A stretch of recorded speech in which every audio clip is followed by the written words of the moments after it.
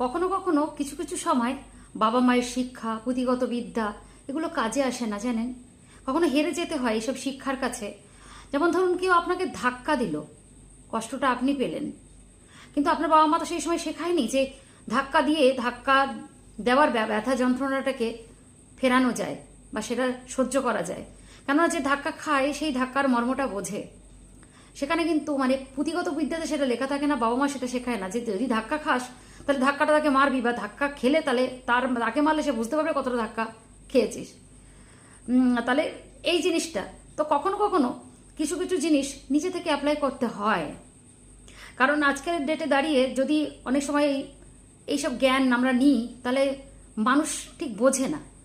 যেরকম ধরুন, যারা জেগে ঘুমায় তাদেরকে আপনি যতই বোঝান বা আপনি যত জাগানোর চেষ্টা করুন, জাগবেই না, আপনার বৃথা চেষ্টা।